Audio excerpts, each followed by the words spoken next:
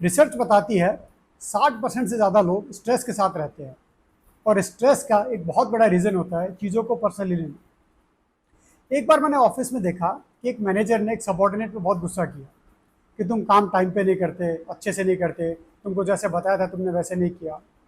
ये सब सुन के सबॉर्डिनेट को बहुत गुस्सा आया, बट सिंस मैनेजर था वो कुछ बोल नहीं पाया। उसे बहुत हर्ट हुआ। मेरे पास आके उसने काफ़ी क्रिबिंग भी की कि यार मैनेजर मेरे को ऐसे कैसे बोल सकता है, मैं तो बहुत अच्छा काम करता हूँ। कुछ दिनों बाद में उसी के कलीग को वैसे ही डांट पड़ी मैनेजर से कि तुमने काम अच्छा नहीं किया या ठीक नहीं था। बट इस बार उसने कुछ ऐसा कुछ ज़्यादा सोचा नहीं। वो वहाँ से गया, आने के बाद उसने अपना काम किया और रिपोर्ट सबमिट कर दी। ये दोनों चीज़ देख के मुझे लगा यार इसमें क्या डिफरेंस था। एक बंदे ने चीज़ें इतनी पर्सनली ली, उसको इतना हर्ट हुआ, और दूसरे ने तो कुछ रिएक्ट भी नहीं किया और अच्छे से काम कर दिया। और यही वो चीज़ थी जो दूसरे बंदे को एक हाई परफॉर्मर बनाते थे। सो ऐसा कई बार होता है कि किसी का एक कमेंट, एक क्रिटिसिज्म हमको हर्ट कर देता है और हम दिन भर उसी के बारे में सोचते रहते हैं। लेकिन चीज़ों को पर्सनली ना लेना एक चॉइस है, और यदि हम ये अडॉप्ट कर सकते हैं तो लाइफ बहुत लाइट हो जाएगी, रिलेशन अच्छे हो जाएंगे और हम एक पीस ऑफ माइंड के साथ जी सकते हैं। सो आज के इस वीडियो में हम बात करेंगे ऐसे ही कुछ प्रैक्टिकल और सिंपल टूल्स की जो आपको हेल्प करेंगे कि आप चीज़ों को पर्सनली ना लें। सो आइए शुरू करते हैं। Point number 1, everything is not about you. आपने मुन्ना भाई एमबीबीएस मूवी देखी होगी। उसमें एक सीन था जहाँ नवाजुद्दीन सिद्दीकी ट्रेन में चोरी करता है और लोग उसे मारने जाते हैं। तब सुनील दत्त उसे बोलते हैं कि ये लोग गुस्से की भीड़ है और ये तुमको इसलिए नहीं मार रहे, तुमने चोरी की। हर आदमी के घर में कुछ दिक्कत है, किसी का बेटा काम नहीं करता, किसी की बीवी नहीं सुनती, किसी के पास पैसे नहीं है, कोई गवर्नमेंट से परेशान है, और अपना सब गुस्सा निकालने के लिए लोग तुमको मार रहे हैं। आप देखेंगे तो लाइफ में बहुत बार ऐसा होता है कि लोगों को किसी ना किसी चीज़ का फ्रस्ट्रेशन होता है, बट वो अपना फ्रस्ट्रेशन जहाँ उनको गुस्सा है वहाँ निकाल नहीं पाते। तो ऐसी सिचुएशन में क्या होगा, उनको कुछ वेंट आउट चाहिए और वो गुस्सा आप पे निकल जाए। तो यदि आपको कोई कुछ बोल रहा है, कोई गुस्सा कर रहा है, तो इसका ये मतलब नहीं है कि आपने कुछ गलती की। ये इसका सिंपल मतलब ये भी हो सकता है उस आदमी के बैक ऑफ द माइंड कुछ चल रहा है जो कि अच्छा नहीं है, और वो अपना सारा फ्रस्ट्रेशन आपके ऊपर निकाल रहा है। So it's about the state of mind of the other person, not your mistake all the time. So यदि आप ये एटीट्यूड सीख लेंगे लाइफ में और समझ जाएंगे कि दूसरे का पर्सपेक्टिव अलग हो सकता है, उसके दिमाग में और कुछ चल रहा होता है, सो आप लाइफ में 60-70% ऑफ द टाइम चीज़ों को पर्सनली नहीं लेंगे। Point number 2, feedback is for your work, not for your identity. एक बार एक कपल में वाइफ ने अपने हस्बैंड को बोला कि मैं बाहर जा रही हूँ, आप बच्चे को पढ़ा दीजिएगा। पर जब वो शाम को आई तो उसने देखा कि हस्बैंड ने तो बच्चे को नहीं पढ़ाया, उसका होमवर्क भी पूरा नहीं हुआ। तो उसने हस्बैंड पे गुस्सा करने लगी कि आप इतने रिस्पॉन्सिबल हो, आप तो कभी कुछ काम करते नहीं, आपको कुछ भी बोलो आप कभी नहीं करते। ये सब सुन के हस्बैंड को गुस्सा आया, उसको इंसल्टेड फील हुआ और उसने भी बातें की, तो इस तरह से आर्ग्यूमेंट हो गया।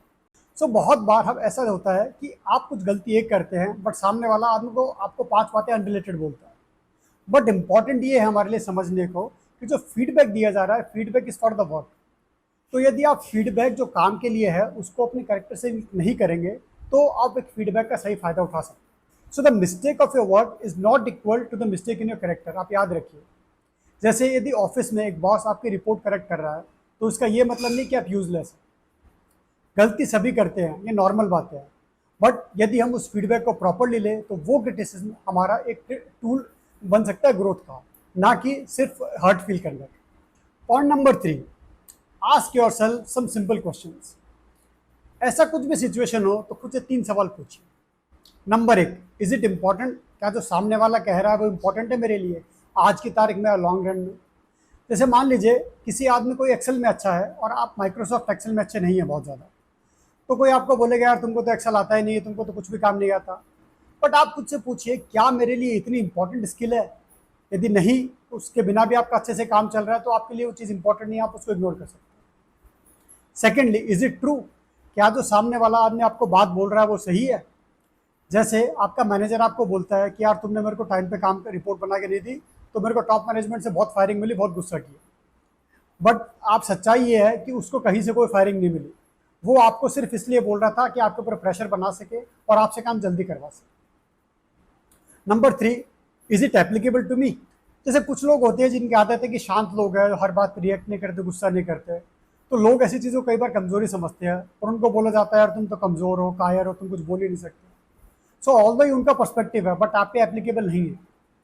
सो यदि तीनों चीज़ का आंसर नो है तो उस बात को खत्म कीजिए, उसके बारे में मत सोचिए, बिकॉज ये आपके लिए नहीं है। ये बहुत छोटे छोटे क्वेश्चन है बट आपको ओवर थिंकिंग से बचा सकते हैं। Fourth point, respond with curiosity not with anger.